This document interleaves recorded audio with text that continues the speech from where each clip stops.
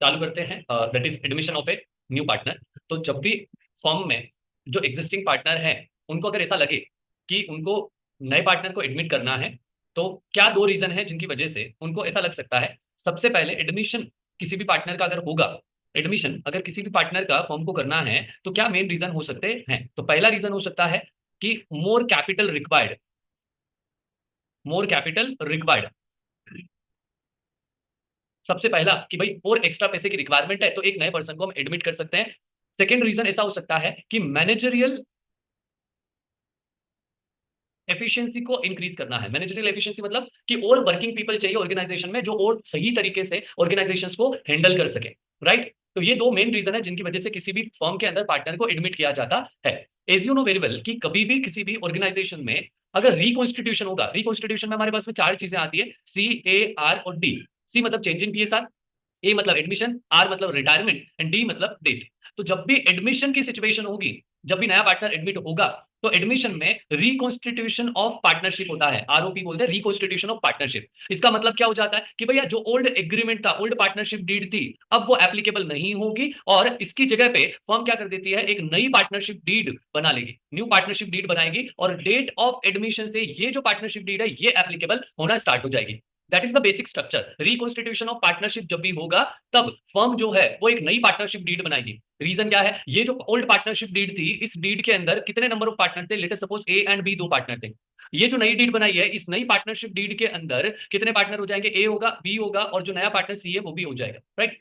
तो रिकॉन्स्टिट्यूशन में जो नया पार्टनर आ रहा है फर्म में, वो फर्म से कुछ ना कुछ गेन कर रहा है। एंड ऑन द कंट्ररी जो ओल्ड पार्टनर्स हैं वो फर्म में सेक्रीफाइस कर रहे हैं। तो यहाँ पे जो ओल्ड पार्टनर्स होंगे, जरूरी नहीं है कि ओल्ड पार्टनर्स हमेशा सेक्रीफाइस ही करें। हो सकता है कि नया PSR दिया हो तो वहां पे ओल्ड पार्टनर में से किसी एक पार्टनर को गेन मिले। राइट। तो ओल्ड पार्टनर्स जो है वो जनरली क्या होंगे, सेक्रीफाइसिंग पार्टनर होंगे। और जो नया पार्टनर होगा वो ऑलवेज क्या होगा, new partner always gaining partner होगा, वो हमेशा गेन करेगा, गेनिंग पार्टनर होगा। तो जब भी पार्टनरशिप के अंदर नए पार्टनर को एडमिट करेंगे, तो हमको कुछ अकाउंटिंग ट्रीटमेंट्स करने हैं, वो हमको ध्यान रखने हैं। तो अकाउंटिंग ट्रीटमेंट्स में क्या क्या चीजें आ जाएगी, अकाउंटिंग ट्रीटमेंट।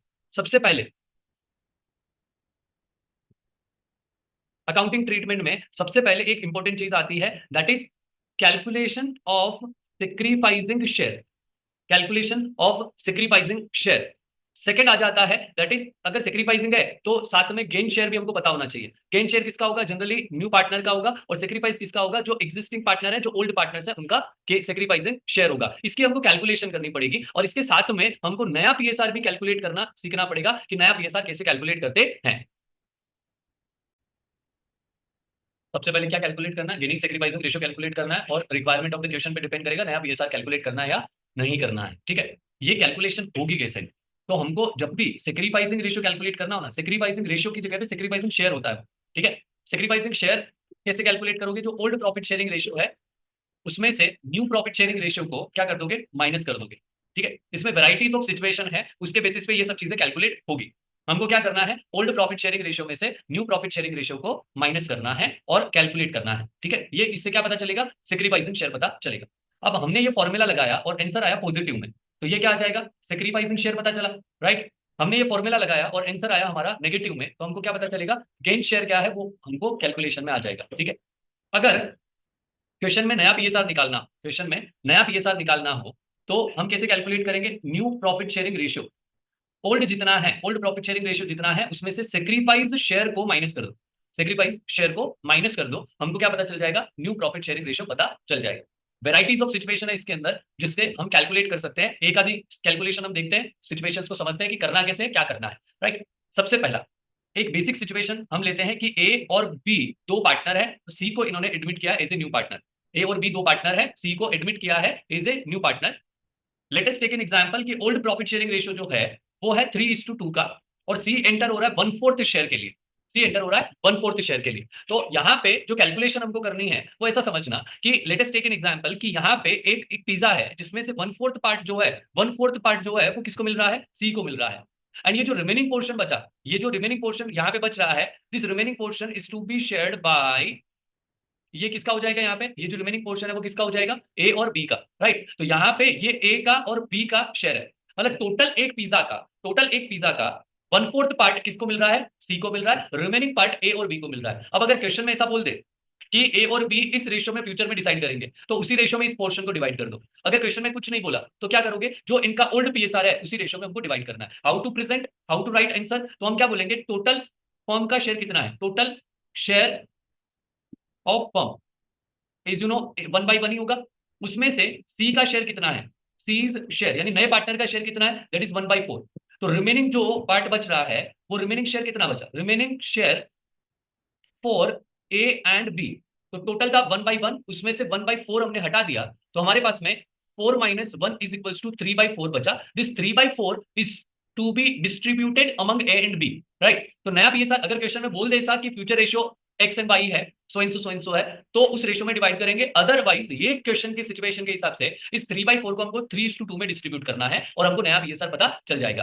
तो न्यू पीएसआर कैसे कैलकुलेट होगा, इसके अंदर देखिए, new profit sharing ratio A के लिए जो 3/4 हमारे पास में रिमेनिंग बचा, उसमें से ए को क्या मिलने वाला है, 3/5। देखो इनका रेशियो क्या बन रहा है, 3:2, दैट इज 3/5 बना ए के लिए, तो 3/5 बना ए के लिए, तो 9/20, राइट। इन द सेम वे अगर हम बी के लिए कैलकुलेट करें तो बी को क्या मिलेगा, इस 3/4 का 2/5 मिलेगा, राइट। तो यहां पे आ जाएगा 6/20, राइट। एंड सी को कितना पोर्शन मिल रहा है, 1/4 मिल रहा है, राइट। तो 1/4, अब देखना यहाँ पे नीचे डिनोमिनेटर कितना है, दोनों में 20 है, तो यहाँ पे भी हमको 20 चाहिए डिनोमिनेटर इक्वेट करने के लिए, तो यहाँ पे हम 5 से मल्टीप्लाई करेंगे और 5 से डिवाइड करेंगे, हो गया 5 4 20 एंड 5 1 5। तो यहाँ पे हमारे पास में नया प्रॉफिट शेयरिंग रेशियो आ जाएगा 9:6:5। ये क्या है हमारे पास में, न्यू पीएसआर आया।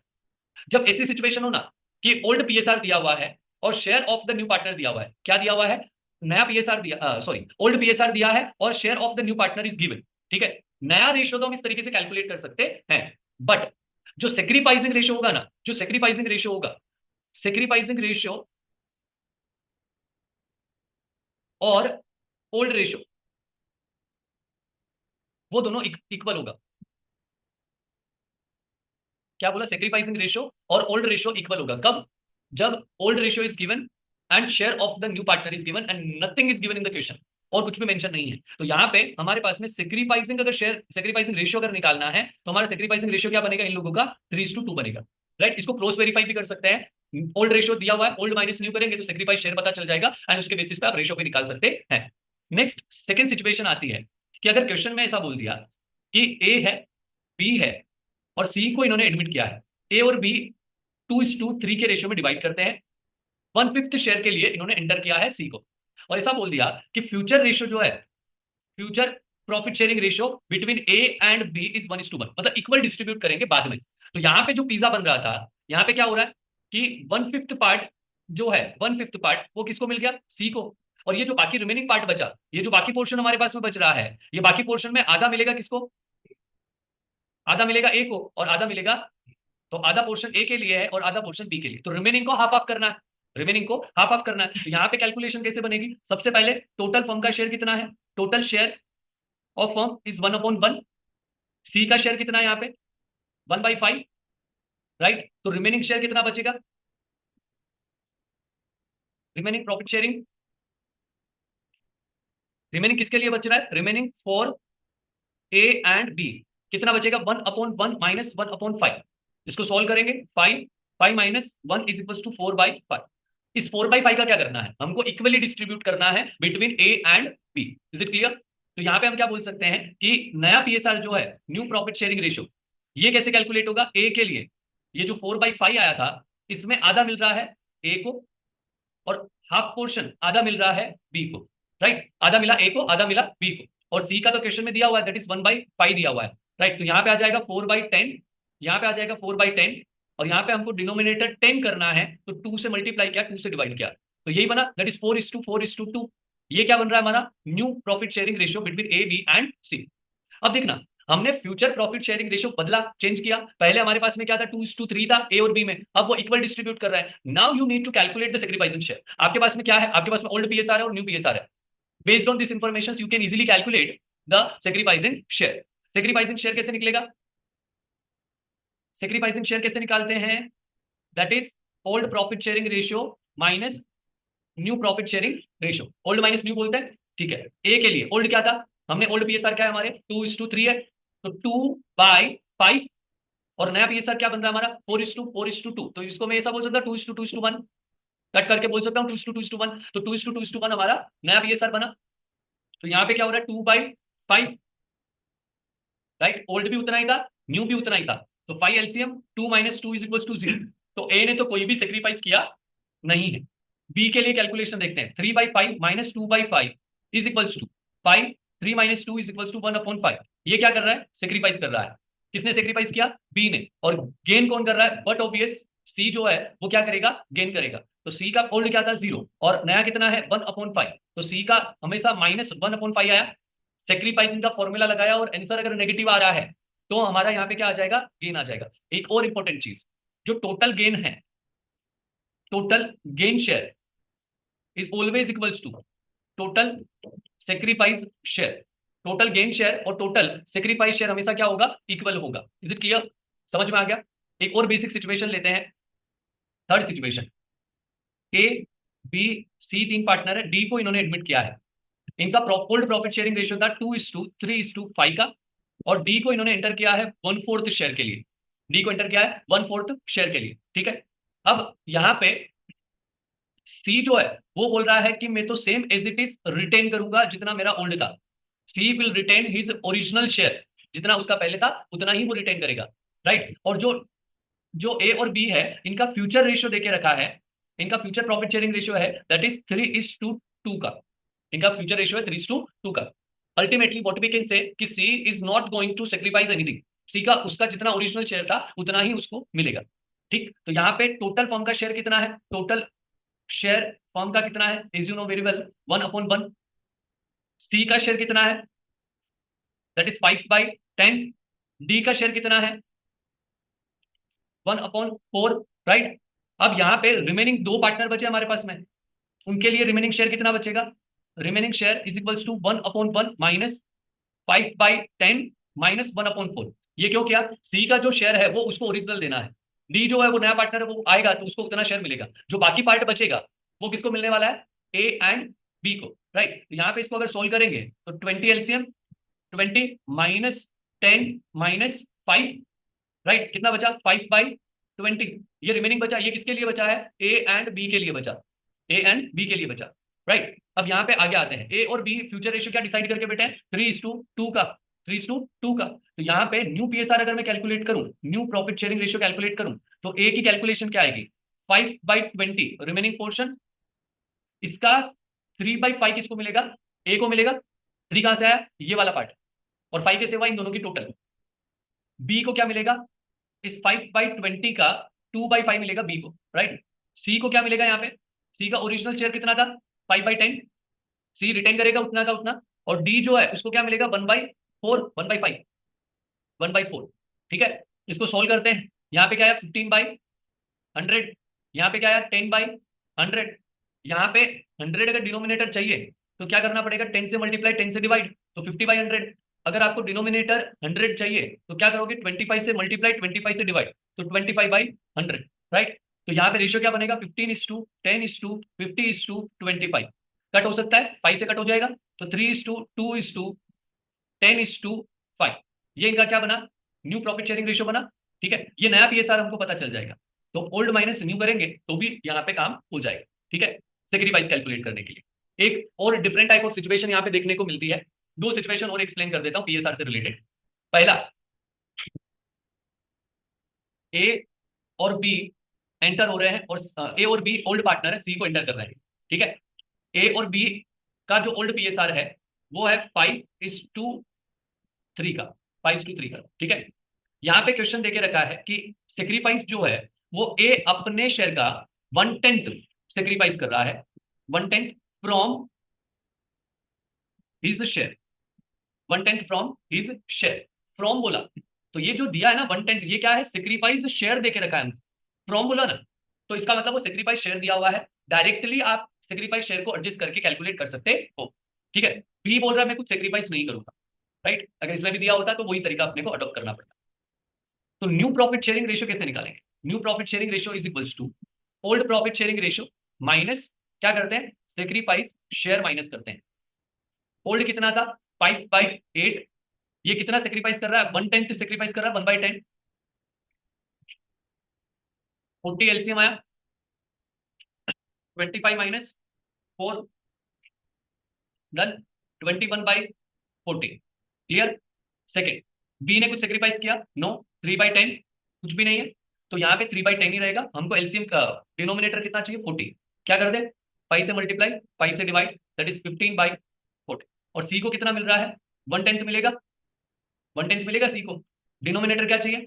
40। क्या होगा? 4 से मल्टीप्लाई, 4 से डिवाइड, दैट इज 4/40। तो यहाँ पे नया रेशियो क्या बना? 21:15:4। Who is the sacrificing partner? A only. Sacrifice कौन कर रहा है? सेक्रीफाइस शेयर कितना आ जाएगा? That is 1/10। और सेक्रीफाइसिंग पार्टनर कौन होगा? ए। इसमें बी कुछ नहीं कर रहा है, ठीक है। ये क्या वर्ड इन्होंने यूज किया था? फ्रॉम बोला, इसके लिए हमने ये डायरेक्ट फॉर्मूला अप्लाई कर दिया। ये डायरेक्ट फॉर्मूला हमने अप्लाई कर दिया और डायरेक्ट जो सेक्रीफाइस शेयर था वो हमने यहाँ पे माइनस कर दिया। इंस्टेड ऑफ फ्रॉम, अगर ऑफ बोला होता कि भाई अपने शेयर में से नहीं, मतलब ये इसका मतलब क्या होता है? मेरे पास में जितनी चीज है उसमें से इतना पार्ट मैं तुझे दे दूंगा। एक ऐसा होता है मेरे पास में जितना है उसका इतना परसेंट या उसका इतना शेयर मैं तुझे दे दूंगा, ठीक है। Let us consider situation number 5, fifth one. A, B और सी। सी नया पार्टनर एडमिट हो रहा है, ओल्ड रेशियो है 3:2 का, ठीक है। सेक्रीफाइस के बारे में इन्होंने क्या बोला कि a sacrifice 1/3 of his share, 1/3 of his share, ठीक है। ऑफ हिज शेयर का मतलब जितना ए के पास में है उसका 1/3 निकालना है। पहले वाले में फ्रॉम था, मतलब उसमें से वो दे रहा है, देयर इज डिफरेंस। ऑफ और फ्रॉम में डिफरेंस है। और बी जो है वो 1/4 देगा, 1/4 ऑफ हिज शेयर। तो ये दोनों मिलके सी को मिलने वाला है, ठीक है। Now consider one thing, you need to calculate sacrifice share. You need to calculate sacrifice share first. A कितना सेक्रीफाइस कर रहा है? उसके पास में जितना शेयर है उसका 1/3 सेक्रीफाइस कर रहा है। ए के पास में है कितना?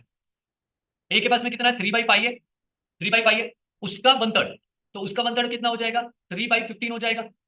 इन द सेम वे बी के पास में क्या है? 2/5 है, उसका 1/4 वो सेक्रीफाइस कर रहा है, मतलब 2/20 हो जाएगा। सही है। ये हमको क्या पता चल गया? ये दोनों जो वैल्यूज हमको पता चली, ये क्या पता चला? सेक्रीफाइस शेयर पता चला।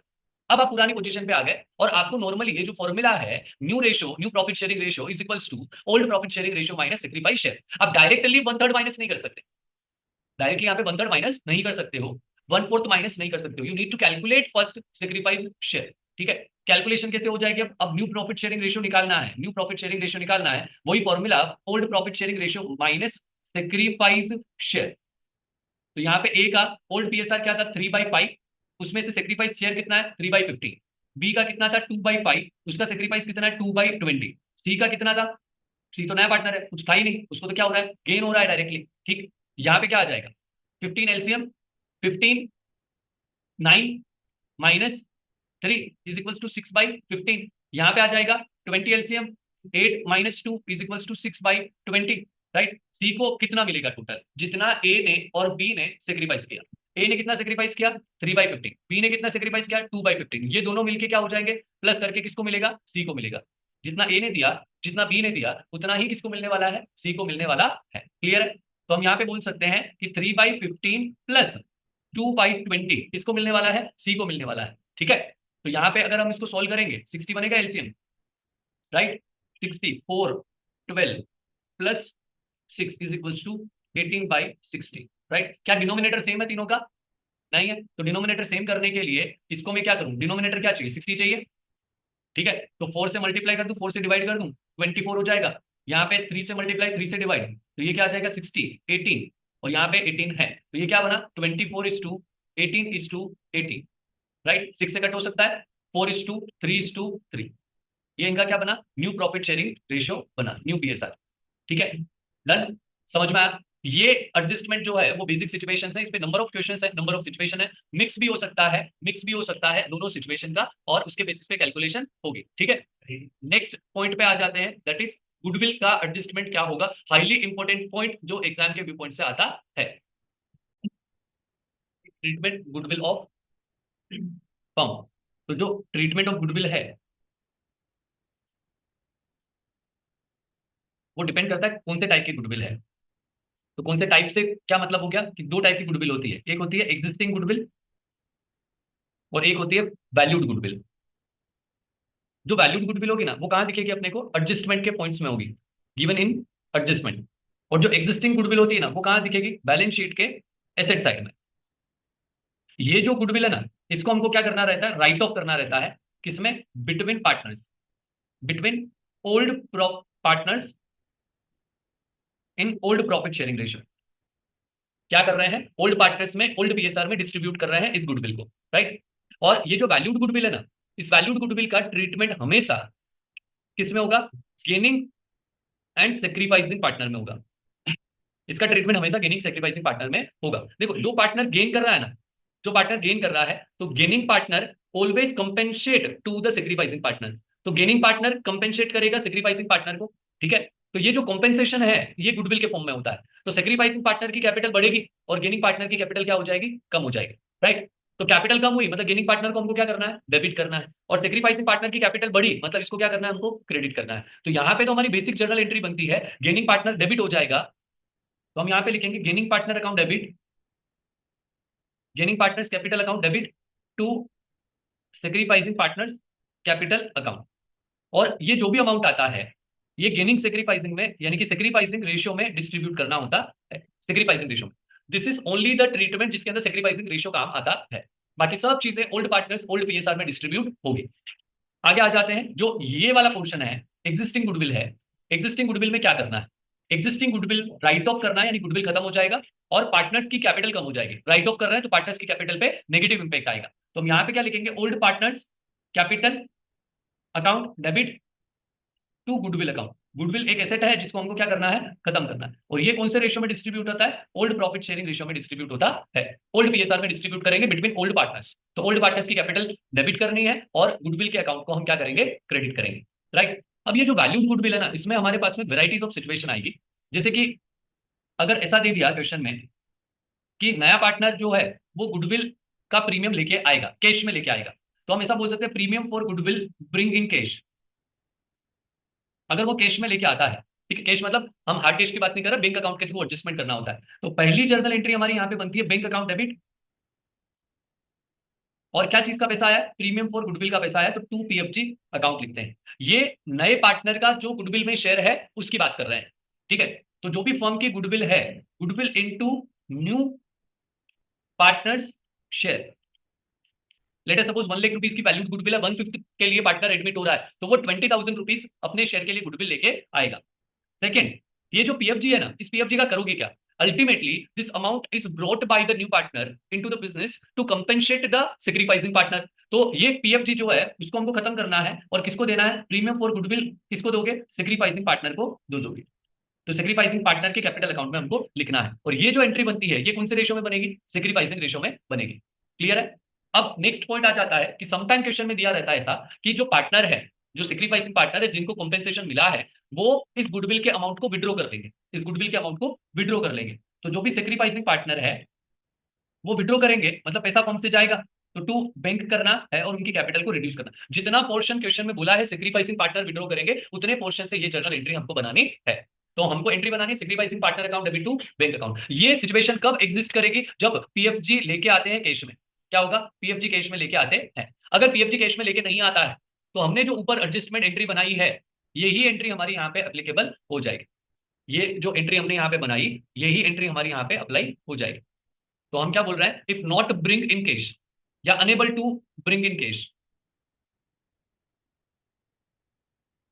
अगर नया पार्टनर कैश में नहीं लेके आ सकता है तो ये एंट्री हमको बनानी पड़ेगी। हो सकता है कि 20,000 का अमाउंट उसका शेयर बन रहा है गुडविल में and out of 20,000 he is able to bring 15,000, तो 5,000 के लिए ये वाली एंट्री हमको बनानी पड़ेगी, ठीक है। जनरली हम जो गेनिंग पार्टनर होगा ना, अब गेनिंग पार्टनर में अगर नया पार्टनर हो ना, नया पार्टनर जैसे गेनिंग पार्टनर है वो अगर न्यू पार्टनर है ना तो हम पार्टनर के करंट अकाउंट में एडजस्ट करते हैं गुडविल को, ठीक है। समटाइम क्या होता है, ओल्ड पार्टनर भी क्या कर सकता है, गेन कर सकता है। अगर गेनिंग पार्टनर ओल्ड पार्टनर है तो हम उसके करंट अकाउंट की जगह पे कैपिटल अकाउंट में एडजस्ट करते हैं। ये दो चीजों का बहुत ध्यान रखना। ये जो एंट्री बनती है यहाँ पे हम पार्टनर्स करंट या कैपिटल लिखते हैं।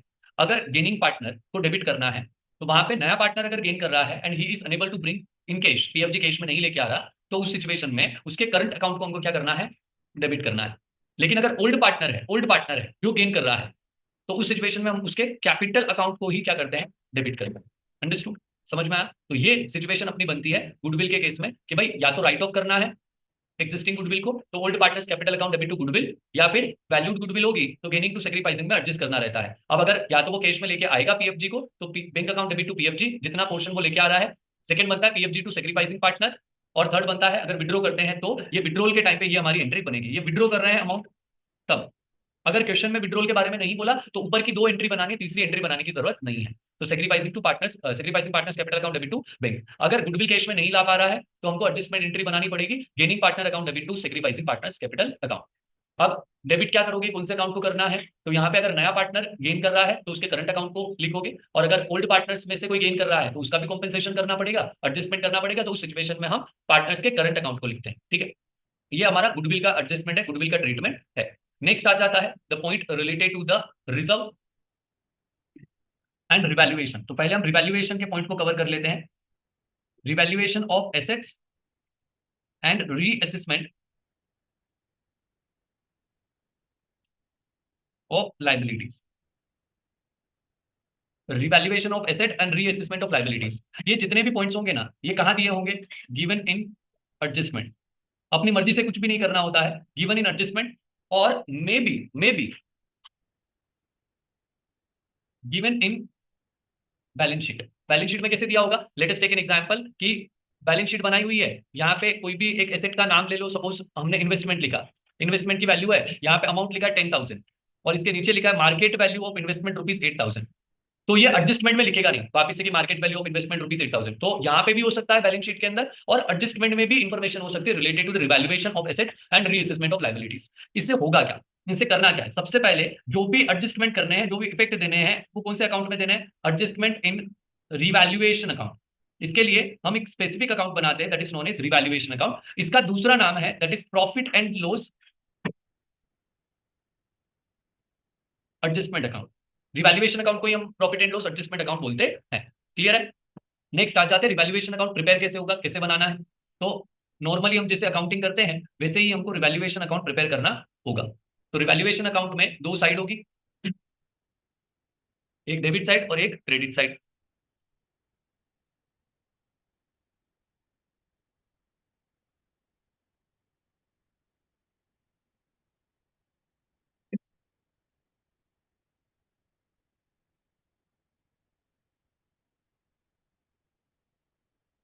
एक पर्टिकुलर का कॉलम, एक अमाउंट का कॉलम, एक पर्टिकुलर का कॉलम और एक अमाउंट का कॉलम।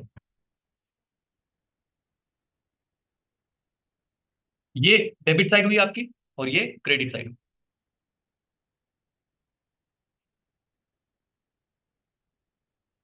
चलिए, कैसे सोल्व करना है, क्या करना है, कैसे ट्रीटमेंट करने हैं, वन बाई वन समझ लेते हैं। इसके अंदर सिंपल सी एक चीज याद रखना कि जब भी फायदा होगा ना, फायदा होगा, प्रॉफिट होगा किसी भी चीज से, वो हमको क्रेडिट साइड में रिकॉर्ड करना है, और जब भी हमको नुकसान होगा तो हमको डेबिट साइड में रिकॉर्ड करना है।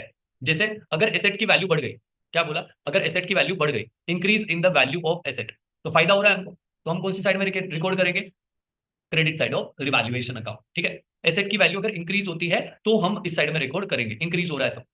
सर अगर डिक्रीज हो गया तो हमको नुकसान होगा, तो हम debit side of revaluation account record करेंगे। ठीक है, नेक्स्ट वन, एसेट की वैल्यू का इंपैक्ट हो गया। अगर हमारे पास में कोई कोई एसेट हमारी बैलेंस शीट में नहीं है, लेकिन वो फिजिकली प्रेजेंट है या अनरिकॉर्डेड एसेट है, तो हमको फायदा हो रहा है। तो हम यहाँ पे जो भी अनरिकॉर्डेड एसेट है, अनरिकॉर्डेड एसेट अगर हमको मिली तो हमको फायदा हो रहा है, तो जितना पोर्शन अनरिकॉर्डेड एसेट का वो वैल्यू लिखनी है। इन द सेम वे अगर हमको कोई भी लाइबिलिटी है उसकी वैल्यू बढ़ जाए, तो लाइबिलिटी की वैल्यू बढ़ेगी तो नुकसान होगा, लाइबिलिटी की वैल्यू बढ़ेगी तो नुकसान होगा, और लाइबिलिटी की वैल्यू अगर कम हो जाए तो हमको फायदा होगा। जैसे क्रेडिटर्स हैं, अब उनको पेमेंट नहीं करना तो फायदा हुआ, तो लाइबिलिटी की वैल्यू कम हो तो फायदा होगा, तो क्रेडिट साइड में लिखना है। अगर अनरिकॉर्डेड लाइबिलिटी है कि भाई पहले हमारी बैलेंस शीट में नहीं था लेकिन अब हमको उसको रिकॉर्ड करना है, अगर अनरिकॉर्डेड लाइबिलिटी है तो उसको हमको रिकॉर्ड करना पड़ेगा, तो हमको नुकसान हो रहा है। राइट, ये बेसिक चीजें हुई। अब नेक्स्ट आ जाता है, लेट अस सपोज कि रिवैल्यूएशन करने पे कुछ खर्चे हुए, तो वो एक्सपेंसेस का पेमेंट अगर फर्म पेमेंट करे तो फर्म का केस चला गया, तो टू बैंक लिखेंगे जो भी रिवैल्यूएशन का एक्सपेंस है। सपोज पार्टनर ने पेमेंट कर दिया फर्म के बिहाफ पे, तो यहाँ पे हम क्या करेंगे, पार्टनर का, जो भी पार्टनर पेमेंट कर रहा है उस पार्टनर का नाम हम यहाँ पे लिख देंगे, अगर रिवैल्यूएशन के एक्सपेंसेस कुछ होते हैं तो। ठीक है, इसका जो भी डिफरेंस आता है रिवैल्यूएशन अकाउंट का, जो भी डिफरेंस आता है, that difference is known as either profit और लॉस ऑन रिवैल्यूएशन। ठीक है, तो प्रॉफिट और लॉस जो भी होगा उसको हमको क्या करना है, डिस्ट्रीब्यूट करना है। किसमें डिस्ट्रीब्यूट करोगे, ओल्ड पार्टनर्स में। कौन से रेशियो में करना है, ओल्ड प्रॉफिट शेयरिंग रेशियो में डिस्ट्रीब्यूट करना है। ठीक है, तो यहाँ पे अगर क्रेडिट साइड मतलब ये जो चीजें हैं इसकी टोटल ज्यादा आती है, मतलब फायदा हमारे पास में ज्यादा है, और ये जो चीज है इसकी टोटल हमारी कम आ रही है, तो यहाँ पे हमारा नुकसान कम है, तो नेट अमाउंट जो बचेगा उसको हम प्रॉफिट बोलेंगे। तो हम बोल सकते हैं revaluation profit transferred to partners capital account. Partner के कैपिटल अकाउंट में हम ट्रांसफर करेंगे। जो भी पार्टनर है, पार्टनर ए बी, बट ये जो पार्टनर है ना, ये कौन से वाले पार्टनर होंगे, ओल्ड पार्टनर्स होंगे। और कौन से रेशियो में डिस्ट्रीब्यूट करना है, ओल्ड पीएसआर में डिस्ट्रीब्यूट करना होता है। ओल्ड पीएसआर में इसको डिस्ट्रीब्यूट करना होगा। इज इट क्लियर, समझे समझे।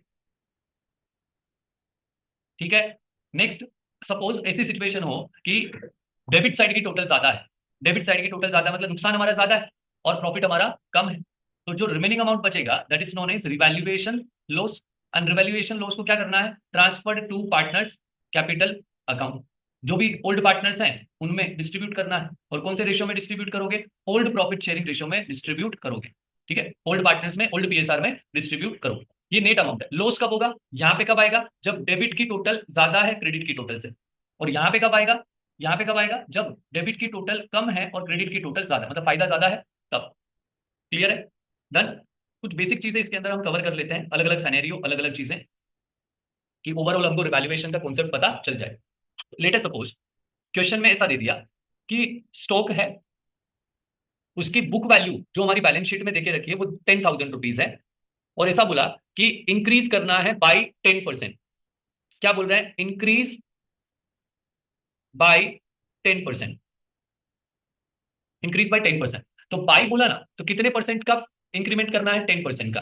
तो हमको रिवैल्यूएशन में प्रॉफिट कितना होगा, तो हमारा रिवैल्यूएशन अकाउंट में कितनी वैल्यू लिखनी है, 10,000 रुपीज का 10% लिखना है, दैट इज 1,000 रुपीज। ठीक है, इंक्रीज हुआ है तो नई वैल्यू कितनी आएगी, 11,000। तो जो हमारी बैलेंस शीट में वैल्यू जाएगी, नई वैल्यू जो जाएगी बैलेंस शीट में वो जाएगी 10,000। ओल्ड वैल्यू थी, इंक्रीज हुआ 1,000 का, तो टोटल अमाउंट कितना चला जाएगा, 11,000। ठीक है, समटाइम क्या हो सकता है कि कोई फर्नीचर है, उसकी वैल्यू 30,000 है, और बोल रहा है कि डिप्रीशिएट करना है या डिक्रीज करना है बाई 20% से, 20% कम करना है। ठीक है, तो रिवैल्यूएशन में जाएगा कितना परसेंट, 20%। तो 30,000 का 20% जाएगा यानी 6,000। ये कहाँ गया, रिवैल्यूएशन में, राइट। और यहाँ पे 30,000 में से बैलेंस शीट में 6,000 हटा के रिमेनिंग अमाउंट 24,000 हमको बैलेंस शीट में लिखना है। ठीक, नेक्स्ट वन, समटाइम क्या होता है क्वेश्चन में ऐसा दिया रहता है, सपोज मशीन है, मशीन की वैल्यू 1,00,000 रुपीज। ठीक है, और ऐसा बोल दे decrease up to 80%, decrease up to 80%, मतलब कितना कम करना है, 20% कम करना है। कोई भी चीज 100 रुपए की है, 80 रुपीज पे लेके आना है उसको, तो 20% हमको क्या करना है, उसको रिड्यूस करना है। तो हमारा नुकसान कितना होगा, 20% का नुकसान होगा। तो 1,00,000 रुपीज का 20% हमको लॉस होगा, दैट इज 20,000। एंड यहाँ पे हमको 1,00,000 रुपीज में से जितना 20% का नुकसान हुआ वो हमको रिकॉर्ड करके 80,000 रुपीज हमको बैलेंस शीट में शो करना पड़ेगा। ठीक है, सेम कहानी, अगर 120% तक लेके जाना है उसको, इंक्रीज करना है अप टू 120%, तो सेम कहानी वैसी बनेगी। लेटर सपोज हमारे पास में एक बिल्डिंग है 2,00,000 रुपीज की, और उसमें बोल दिया इंक्रीज अप टू या टू, दोनों में से कुछ भी हो सकता है, इंक्रीज अप टू 110%। तो 110% का फायदा नहीं हो रहा है, 100 रुपए की चीज को 110 पे लेके जाना है, तो हमारे पास में प्रॉफिट कितना आएगा, सिर्फ 10% का ही प्रॉफिट आएगा, राइट। तो 2,00,000 रुपीज का 10% हमारा प्रॉफिट है, which is to be recorded in revaluation account. And balance sheet के अंदर हमारा 2,00,000 रुपीज, अब इंक्रीज करना है तो प्लस करना पड़ेगा, कितना प्लस करेंगे, 20,000, तो 220 पे रिकॉर्ड करना है बैलेंस शीट में, राइट। समटाइम क्या होता है कि सपोज क्वेश्चन में दिया है पेटेंट 5,000 का, और एडजस्टमेंट में ऐसा दे दिया कि ये वैल्यू लेस है, वैल्यू लेस है मतलब इनकी नई वैल्यू कितनी होगी, 0, राइट। तो हमारा नुकसान कितना होगा, पूरा का पूरा 5,000 पूरा लॉस हो गया, रिवैल्यूएशन में पूरा 5,000 लिखना है, और यहाँ पे हमको कुछ भी नहीं लिखना है, मतलब देश आ जाएगा, नई बैलेंस शीट में हमको कुछ भी लिखना नहीं है। ठीक है, क्लियर हुआ कॉन्सेप्ट, किस तरीके से क्वेश्चंस होते हैं, किस तरीके से हमको सोल्व करना रहता है। समटाइम ऐसा भी हो सकता है, नेक्स्ट सिचुएशन, लेटर सपोज कि स्टॉक दिया है 20,000 का, और क्वेश्चन में ऐसा बोल दिया या फिर इसकी वैल्यू ले लो 18,000 ले लो 18,000 ले लो, और यहाँ पे ऐसा बोल दिया कि stock was under valued bye 10%। क्या बोला? Stock was under valued bye 10%। मतलब ये जो वैल्यू दिख रही है ना, ये 10% कम करके लिखी हुई है, 10% कम करके लिखी हुई है, 10% से रिड्यूस करके लिखा हुआ है। अगर अगर कोई भी चीज 100 रुपए की है, उसको मैंने 10% कम कर दिया, तो 10 रुपए कम किए, तो रिकॉर्ड कितने पे कर रहा हूँ? 90 पे। तो ये जो 90 है ना, विच इज इक्वल्स टू 18,000, मतलब रिकॉर्डेड वैल्यू कितनी है? 18,000। रिकॉर्डेड वैल्यू कितनी है? 18,000। अब 18,000 का 10% इंक्रीज नहीं करना, बच्चे यहीं पे गलती करते हैं, बोलते 10% कम है ना, 10% बढ़ा दो, 18,000 का 10% बढ़ा देते हैं 1,800 रुपए, लेकिन वो गलत है। जो 100 रुपए की चीज आपने 10% कम करके 90% पे दिखाया है, तो जब कम किया था तो 100 पे 10% काउंट किया। अब जब बढ़ा रहे हो 10%, तो वो 90 पे क्यों बढ़ाना है? हमको तो बढ़ाना कितने पे पड़ेगा? अगेन वापस कैलकुलेशन को उसी तरीके से करना पड़ेगा, तो क्रॉस वेरीफाई मतलब क्रॉस कैलकुलेशन करनी पड़ेगी, क्रॉस मल्टीप्लाई करना पड़ेगा। तो यहाँ पे क्या बनेगा? 18,000 which is equals to 90%, right, which is equals to 90%, ऐसा बोल दूं? तो क्रॉस मल्टीप्लाई करोगे तो यहाँ पे वैल्यू कितनी बनेगी? 20,000। This is the new value of stock. अब देखो क्रॉस कैलकुलेशन करके देखो, 20,000 का 10% 2,000 होता है, 2,000 रुपीज, 2,000 रुपीज हमने कम किया, तो आया कितना? 18,000। 10% कम किया तो 18,000 पे रिकॉर्डेड था, बट एक्चुअल प्राइस कितनी है उसकी? 20,000। 18,000 पे हमने रिकॉर्ड करके रखा है, लेकिन एक्चुअल प्राइस कितनी है? 20,000। क्या करना है हमको? इंक्रीज करनी है वैल्यू, इंक्रीज करनी है वैल्यू कितने से? 2,000 रुपीज से। तो 2,000 से हमको क्या करना है? प्लस करना है, इंक्रीज करना है, राइट। नेक्स्ट वन, नई वैल्यू यहाँ पे कितनी आ जाएगी? सॉरी, नई वैल्यू कितनी आ जाएगी? 20,000, क्योंकि हमको 18 प्लस 2 करना है, 18,000 plus 2,000। In the same way, in the same वे, अगर कोई भी asset, late us suppose machine है, मशीन है 2,40,000, ठीक, 240 की मशीन है, और ऐसा बोला हुआ है was over valued by 20%, was over valued by 20%। मतलब हमने क्या करके रखा है? 100 रुपए की चीज है, उसको 20% बढ़ा के दिखाया हुआ है, यानी 120 पे दिखाया हुआ है। ये 120 इक्वल्स टू किसके है? 240 के, which is recorded value. Again हमको कैलकुलेशन करनी है, तो 240 डिवाइडेड बाई 120 इंटू 100, इसकी ओरिजिनल कीमत कितनी है? 2 लाख रुपए। क्रॉस कैलकुलेशन करके देख लो, 2 लाख का 20% कितना हुआ? 40,000। तो 40,000 मैंने बढ़ा के दिखाया हुआ है, मतलब मैंने 2 लाख की चीज को, 2 लाख की चीज को 240 पे दिखाया हुआ है, तो मुझे क्या करना पड़ेगा? उसको कम करना पड़ेगा। तो हमको क्या करना है यहाँ पे? माइनस करना पड़ेगा कितना? 40,000 रुपए।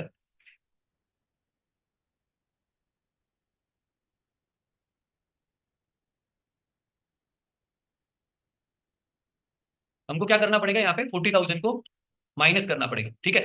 तो 2,40,000 की रिकॉर्डेड वैल्यू है, उसमें से 40,000 हम क्या कर देंगे? माइनस कर देंगे, तो बैलेंस शीट में नई वैल्यू कितनी आ जाएगी?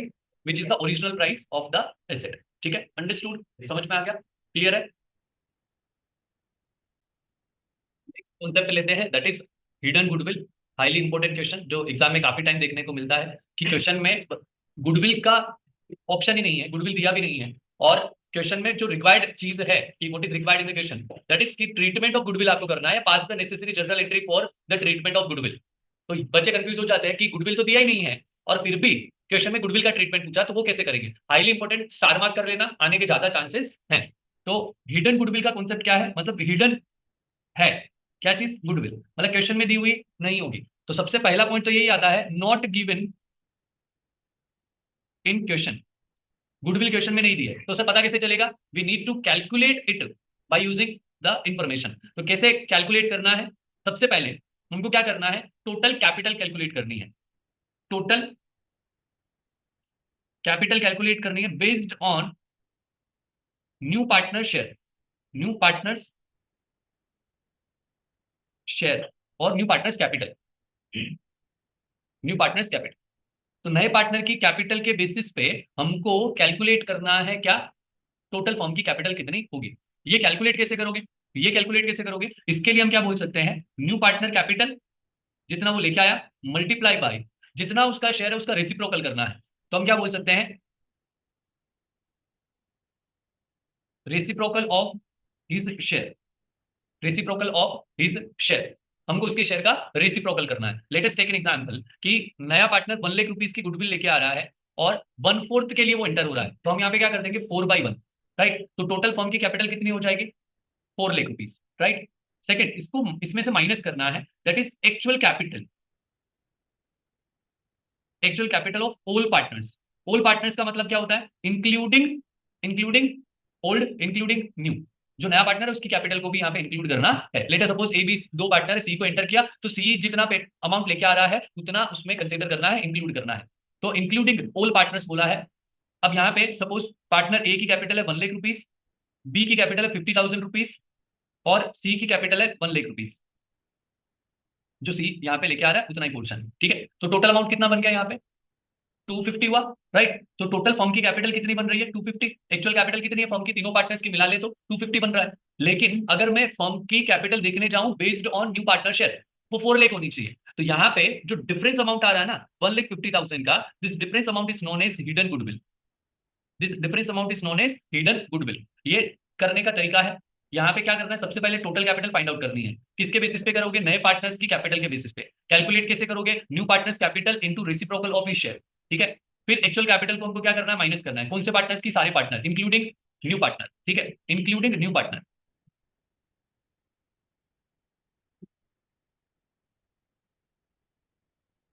ठीक। तो ये जो डिफरेंस आएगा इन दोनों का, that is known as hidden goodwill. अब इस हिडन गुडविल में, ये जो हिडन गुडविल है ना, ये पूरे फर्म की आई है, एंटायर फर्म की गुडविल आई है। लेकिन हमको किसकी चाहिए? हमको सिर्फ और सिर्फ मतलब जो शेयर है वो नए पार्टनर का निकालना पड़ेगा। तो हम क्या बोल सकते हैं कि न्यू पार्टनर का शेयर कैसे निकालोगे? न्यू पार्टनर्स शेयर कैसे निकलेगा? ये टोटल फर्म की गुडविल है कितनी? 150।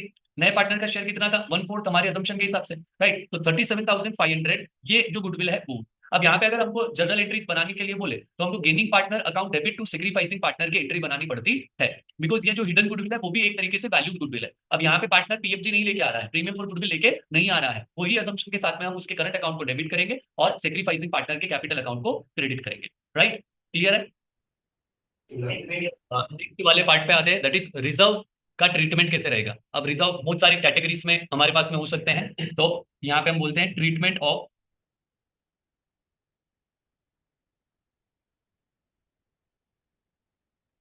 Treatment of reserve. Treatment of reserve में कैसे करना है वो समझिए। पहले रिजर्व का हम बाइफरकेशन देखते हैं। दो टाइप से रिजर्व होते हैं, ठीक है। एक होता है जनरल रिजर्व और एक होता है specific reserve.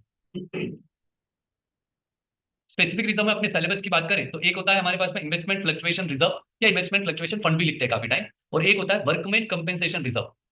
General reserve, specific general reserve हो गया, या और भी इसके अंदर दो तीन चीजें और भी बोल सकते हैं, जैसे कैपिटल रिजर्व दिया हो, ठीक है। और अगर हो सकता है कि भाई हमारे पास में एक्यूमुलेटेड प्रॉफिट्स हो।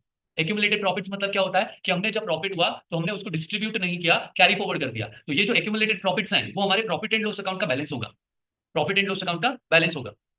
ये दोनों चीजें जो है इनका हमेशा क्या होगा? क्रेडिट बैलेंस होगा। क्रेडिट बैलेंस का मतलब क्या होता है? बैलेंस शीट के लाइबिलिटी साइड में दिख रही होगी, बैलेंस शीट के लाइबिलिटी साइड में दिख रहा होगा।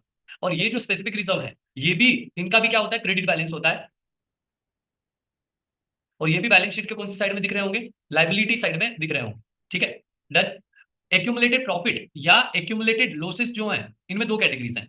अगर एक्यूमुलेटेड प्रॉफिट है ना तो वो क्रेडिट बैलेंस है, और वो कहां दिख रहा होगा? लाइबिलिटी साइड में। और एक्यूमुलेटेड लॉस होगा ना तो वो डेबिट बैलेंस होता है, और डेबिट बैलेंस होगा तो वो हमारा कहां दिख रहा होगा? एसेट साइड में दिख रहा होगा, ठीक है। अब जितनी भी हमको जो क्रेडिट बैलेंस वाली चीज है, जैसे जनरल रिजर्व है या कैपिटल रिजर्व है या प्रॉफिट एंड लॉस का एक्यूमुलेटेड प्रॉफिट वाला पार्ट है या आईएफआर है, डब्ल्यूसीआर है, ये जितनी भी चीजें हैं, अगर हम पार्टनर को प्रॉफिट दे रहे हैं ना उसकी कैपिटल क्या होगी? बढ़ेगी, राइट। और अगर हम पार्टनर को लॉस दे रहे हैं ना, अगर हमने पार्टनर को लॉस दिया तो उसकी कैपिटल क्या हो जाएगी? कम हो जाएगी, डिक्रीज हो जाएगी, राइट। तो यहाँ पे हम वन बाई वन ट्रीटमेंट देखते हैं। जैसे अगर हम जनरल रिजर्व पार्टनर्स में डिस्ट्रीब्यूट कर रहे हैं तो हमने पार्टनर को प्रॉफिट दिया। अगर प्रॉफिट दे रहे हो पार्टनर को तो पार्टनर की कैपिटल क्या हो जाएगी? इंक्रीज होगी। कैपिटल इंक्रीज होगी मतलब डेबिट करना है। और जो भी रिजर्व है वो रिजर्व क्या हो जाएगा? हमारा डेबिट हो जाएगा, क्योंकि रिजर्व को हम क्या कर रहे हैं? कम कर रहे हैं, ठीक है। रिजर्व को कम किया और पार्टनर की कैपिटल को इंक्रीज कर दिया। तो यहाँ पे हमारी जनरल एंट्री बनती है रिजर्व अकाउंट डेबिट। जो भी रिजर्व है, जनरल रिजर्व है तो जनरल रिजर्व, और कैपिटल रिजर्व है तो कैपिटल रिजर्व। रिजर्व अकाउंट को डेबिट करना है और क्रेडिट किसको करोगे? पार्टनर्स को क्रेडिट करोगे। और यहाँ पे पार्टनर भी कौन से पार्टनर को कंसीडर करना है? ओल्ड पार्टनर्स को कंसीडर करना है।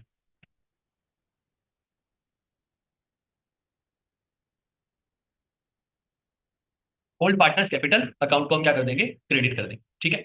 अगर हम पार्टनर को लॉस दे रहे हैं, यानी हम ऐसा बोल सकते हैं कि प्रॉफिट एंड लॉस अकाउंट में डेबिट बैलेंस था, उसको हम डिस्ट्रीब्यूट कर रहे हैं पार्टनर्स में, तो क्या हो जाएगी? पार्टनर की कैपिटल डिक्रीज होगी, डिक्रीज होगी तो डेबिट करेंगे। तो हम ओल्ड पार्टनर्स को क्या करेंगे, यहाँ पे ओल्ड पार्टनर्स की कैपिटल को डेबिट करेंगे और प्रॉफिट एंड लॉस अकाउंट को हम क्या कर देंगे, क्रेडिट कर देंगे। ठीक है, अगर हम रिजर्व की जगह पे प्रॉफिट एंड लॉस को डिस्ट्रीब्यूट कर रहे हैं तो प्रॉफिट एंड लॉस को लिखना रहेगा। ठीक है, तो ध्यान रखना, अगर हमारी बैलेंस शीट में एसेट साइड में कोई भी चीज है तो वो लॉस है, और क्रेडिट साइड में कोई भी चीज है तो वो प्रॉफिट है, तो उसका डिस्ट्रीब्यूशन उसी तरीके से करना रहेगा। लॉसेस डिस्ट्रीब्यूट करोगे तो पार्टनर्स की कैपिटल कम होगी। एक और चीज होती है एडवर्टीजमेंट सस्पेंस। अगर एडवर्टीजमेंट सस्पेंस को राइट ऑफ करते हो तो पार्टनर की कैपिटल जो है वो क्या हो जाएगी, कम होगी। पार्टनर की कैपिटल कम होगी तो क्या करना है, डेबिट करना है। तो again old partners capital account debit हो जाएगा, और एडवर्टीजमेंट सस्पेंस के अकाउंट को हम क्या कर देंगे, क्रेडिट कर देंगे। अगेन ये भी जो चीज है वो ओल्ड पीएसआर में जाता है, ये जो है वो भी ओल्ड प्रॉफिट शेयरिंग रेशियो में डिस्ट्रीब्यूट होगा, और इसके ऊपर जो है वो भी ओल्ड प्रॉफिट शेयरिंग रेशियो में डिस्ट्रीब्यूट होगा। याद रखना सारी चीजें ओल्ड पार्टनर्स ओल्ड पीएसआर में डिस्ट्रीब्यूट होगी, except valued goodwill. Valued goodwill के अंदर हम किस में डिस्ट्रीब्यूट करते हैं, हम गेनिंग सेक्रीफाइसिंग के रेशियो में।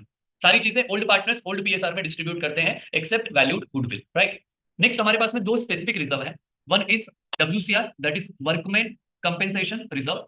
डब्ल्यूसीआर ये हम क्यों बनाते हैं, to compensate workers claim, right. ये इसका बनाने का पर्पस था टू कॉम्पेंसेट वर्कर्स क्लेम। अगर कुछ होता है तो एक्सीडेंट हो गया वर्कर का, तो जो भी लाइबिलिटी अगर ऑर्गेनाइजेशन की फर्म की आती है तो वो इस अमाउंट से हम एडजस्ट कर सकते हैं, राइट। नेक्स्ट पॉइंट आता है कि यहाँ पे हमारे पास में दो तीन सिचुएशन बनेगी। एक एग्जांपल के थ्रू हम समझ लेते हैं। सपोज डब्ल्यूसीआर जो है वो हमारे पास में रुपीज 10,000 का डब्ल्यूसीआर फर्म के पास में है, बैलेंस शीट के लाइबिलिटी साइड में दिख रहा है। पहली सिचुएशन, नो क्लेम, कोई क्लेम है ही नहीं, या फिर कोई इंफॉर्मेशन नहीं है, no information about claim is given in the question, कोई इंफॉर्मेशन भी नहीं है, ना तो कोई क्लेम है या फिर कोई इंफॉर्मेशन नहीं है कि क्लेम कितना है। तो क्या अज्यूम करोगे, कोई क्लेम है नहीं। तो ये जो भी वर्कमैन कंपेंसेशन रिजर्व होगा ये हमको क्या करना है, ओल्ड पार्टनर्स में डिस्ट्रीब्यूट कर देना है। तो ओल्ड पार्टनर्स में ओल्ड प्रॉफिट शेयरिंग रेशियो में डिस्ट्रीब्यूट करना है। तो डब्ल्यूसीआर जो है वो खत्म हो जाएगा, तो डब्ल्यूसीआर को हम क्या कर देंगे, डेबिट करेंगे, और ओल्ड पार्टनर्स को हम क्या कर देंगे, क्रेडिट कर देंगे। ओल्ड पार्टनर्स की कैपिटल क्रेडिट कर देंगे, और ये कौन से रेशियो में चला जाएगा, ओल्ड प्रॉफिट शेयरिंग रेशियो में डिस्ट्रीब्यूट करना है। सेकेंड आता है कि हमारे पास में कुछ क्लेम है। ठीक है, let us take an example कि वर्कमैन कंपेंसेशन रिजर्व जो है वो ज्यादा है और वर्कमैन कंपेंसेशन क्लेम जो है वो कम है। तो इस सिचुएशन में सपोज 10,000 रुपीज का डब्ल्यूसीआर है और 8,000 रुपीज का डब्ल्यूसीसीआर है, तो क्लेम कम है, तो जो रिमेनिंग 2,000 है उसको हमको क्या करना है, डिस्ट्रीब्यूट करना है। तो यहाँ पे दो चीजें होंगी, डब्ल्यूसीआर का एक मेजर पोर्शन कहाँ चला जाएगा, वर्कमैन कंपेंसेशन क्लेम की लाइबिलिटी में, और दूसरा पोर्शन चला जाएगा पार्टनर्स में, यानी ओल्ड पार्टनर्स में, राइट। तो यहाँ पे हम जर्नल एंट्री क्या बनाएंगे, workman compensation reserve account debit to liability for workman compensation claim, liability for workman compensation claim account, जितनी भी लाइबिलिटी है, and remaining will be distributed among old partners capital account. Capital और current depending कि कौन सा वो method follow करते हैं।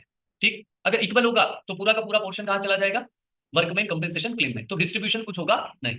और एक सिचुएशन यहाँ पे आती है कि वर्कमैन कंपेंसेशन रिजर्व जो है वो कम है और वर्कमैन कंपेंसेशन क्लेम ज्यादा आ गया। सपोज 10,000 रुपीज का डब्ल्यूसीआर था और 12,000 रुपीज का डब्ल्यूसीसीआर है, राइट। तो यहाँ पे हम क्या कर रहे हैं कि वर्कमैन कंपेंसेशन रिजर्व से डब्ल्यूसीआर से डब्ल्यूसीसी में एक वैल्यू ट्रांसफर कर दी, but still we need few amount, 2,000 रुपए और चाहिए। तो वो कहां से हमको कवर करना है, वो रिवैल्यूएशन अकाउंट से कवर करना पड़ेगा। ठीक है, वो रिवैल्यूएशन अकाउंट से कवर करना पड़ेगा। तो हम यहाँ पे एंट्री क्या बनाएंगे, डब्ल्यूसीआर अकाउंट को हम डेबिट कर देंगे, और जो डब्ल्यूसीसी है वर्कमैन कंपेंसेशन क्लेम या liability for workman compensation claim, उसको हम क्रेडिट कर देंगे 12,000 रुपीज, और यहाँ पे क्या हो रहा है 10,000, 2,000 रुपए और भी चाहिए, तो वो 2,000 रुपीज हैं वो हमको क्या करना है, डेबिट करना है।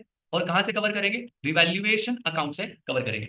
अब ये जो रिवैल्यूएशन का हमने कॉन्सेप्ट सीखा, ये एक तरीके से एक्स्ट्रा नुकसान है हमारा, तो रिवैल्यूएशन में हमको नुकसान आया तो इसका क्या करना है, पार्टनर्स में डिस्ट्रीब्यूट करना है। तो रिवैल्यूएशन के लॉस को पार्टनर्स में बांटना है, रिवैल्यूएशन के लॉस को पार्टनर्स में बांटना है।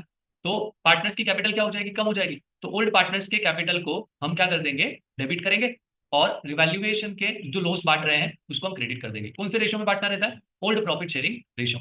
ठीक है, ये 2,000 रुपए जो है वो हमने पार्टनर्स में बांट दिया, रिवैल्यूएशन अकाउंट यहाँ पे ऑटोमेटिकली क्लोज हो जाएगा। ठीक है, अगर इक्वल होगा तो वही कि पूरा का पूरा जो डब्ल्यूसीआर है वो डब्ल्यूसीसी में ट्रांसफर हो जाएगा। एक और इंपॉर्टेंट यहाँ पे अपने को देके रखता है, इंपॉर्टेंट चीज है, ध्यान रखना क्या वर्डिंग्स हमको यूज करनी है उसके बारे में बात करते हैं। इंपॉर्टेंट पॉइंट है, क्वेश्चन में दिया होता है कि estimated workman compensation claim estimated. Estimated का मतलब क्या होता है, अंदाजा लगा रहे हैं, मतलब एक्चुअल लाइबिलिटी तो है ही नहीं है। तो अगर एस्टिमेटेड वर्ड यूज किया तो हमको क्या क्रिएट करना, प्रोविजन क्रिएट करना है। क्या लिखोगे? Provision for workman compensation claim, provision for workman compensation claim के अकाउंट को क्रेडिट करो, राइट। अगर ऐसा बोला डिटरमाइंड, डिटरमाइंड वर्ड मतलब क्या होता है? डिसाइड कर लिया इतनी वैल्यू है, तो वो एक्चुअल वैल्यू है, तो इसके लिए हमको लाइबिलिटी वर्ड यूज करना है। तो हम क्या लिखेंगे? Liability for workman compensation claim account. ठीक है, याद रखना, अगर एस्टिमेटेड वर्ड यूज किया है तो प्रोविजन क्रिएट करोगे, और अगर डिटरमाइंड वर्ड यूज किया है तो लाइबिलिटी वर्ड यूज करोगे। यहाँ पे बच्चे गड़बड़ करते हैं। ठीक है, अगर कुछ नहीं बोला है, सिर्फ ऐसा बोल दिया वर्कमैन कंपेंसेशन क्लेम इतने रुपए है, तो लाइबिलिटी भी लिख सकते हो। वर्कमैन कंपेंसेशन क्लेम का अकाउंट अपने को ओपन करना पड़ेगा। This is all about workman compensation claim. Workman compensation reserve का क्या ट्रीटमेंट है? अगर क्लेम है तो उस क्लेम में एडजस्ट करो, क्लेम नहीं है तो हमको उसको पार्टनर्स में डिस्ट्रीब्यूट करना है। क्लेम हमारा कम है तो रिजर्व फंड पड़ा है हमारे पास में, तो remaining balance will be distributed among the old partners in old profit sharing ratio. अगर क्लेम हमारा ज्यादा आ रहा है, दैट एक्सेस अमाउंट, जो हमको रिक्वायर्ड एक्सेस अमाउंट है, that is to be transfer to the revaluation account first, and revaluation account में जो नुकसान आएगा, जो लॉस आएगा, वो लॉस हमको क्या करना है? पार्टनर्स में डिस्ट्रीब्यूट करना है। ये जो लॉस है वो पार्टनर्स में डिस्ट्रीब्यूट करना है। अगर एस्टिमेटेड वर्ड यूज किया तो हम प्रोविजन क्रिएट करेंगे, और अगर डिटरमाइंड वर्ड यूज किया है तो हम लाइबिलिटी वर्ड यूज करेंगे। ये चीज का थोड़ा सा खास से ध्यान रखना, ठीक। नेक्स्ट पॉइंट पे आते हैं, that is IFR, investment fluctuation reserve.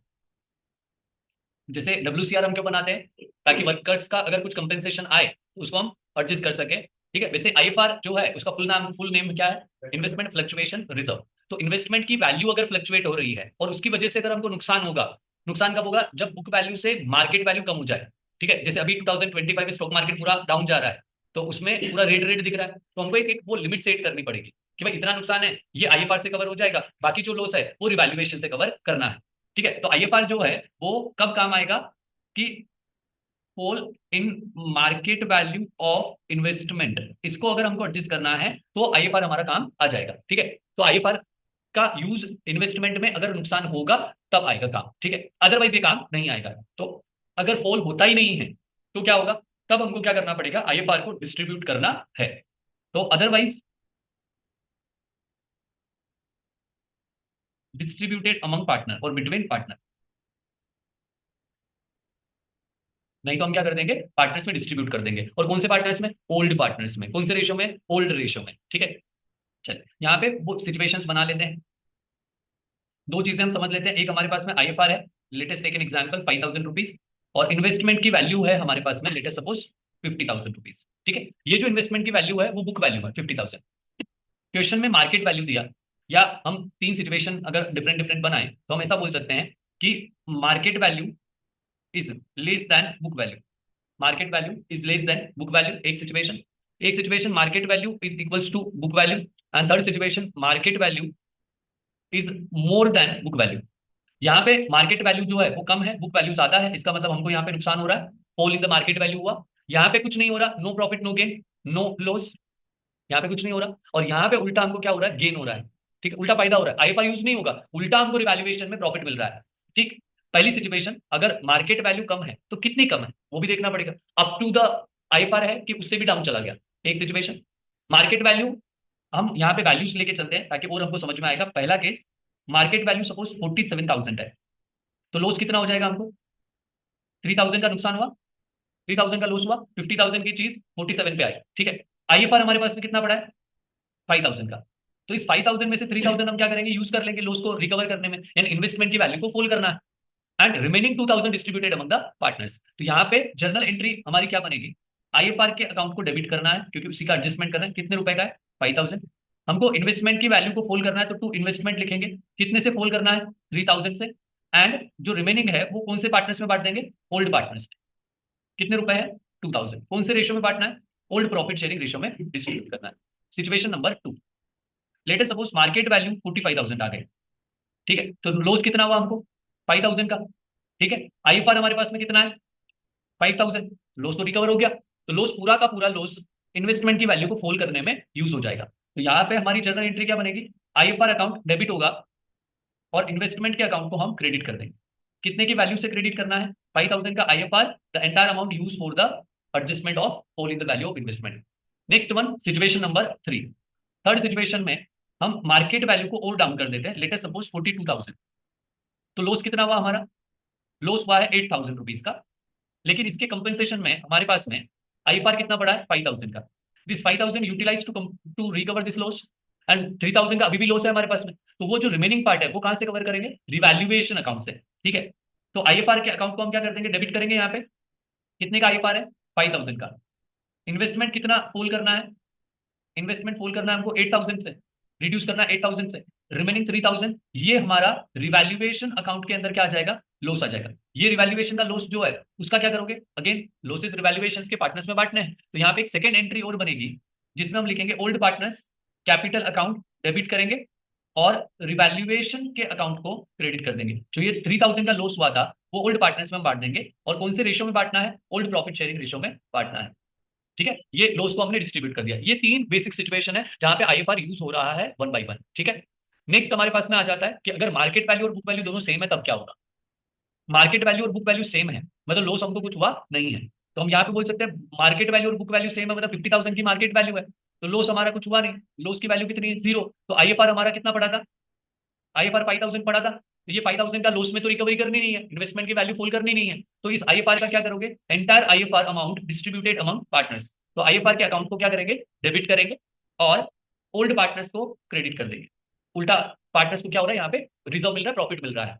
In which ratio, old profit sharing ratio, old PSR में हम इसको एडजस्ट कर देंगे।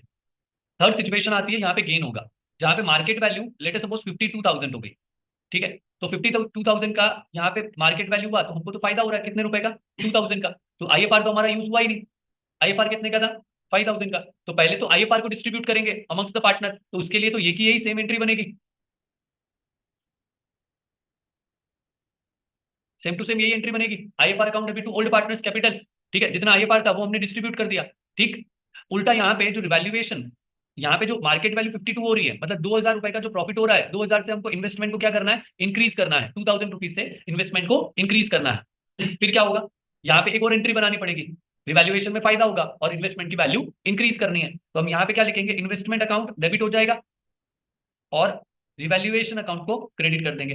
याद कर लो, जब रिवैल्यूएशन का कॉन्सेप्ट सिखाया मैंने तो रिवैल्यूएशन के क्रेडिट साइड में हम फायदा रिकॉर्ड करते हैं, राइट। अब ये जो प्रॉफिट हुआ है रिवैल्यूएशन अकाउंट में, कितने रुपए का फायदा था, 2000 का। आईएफआर कितने का था, 5000 का।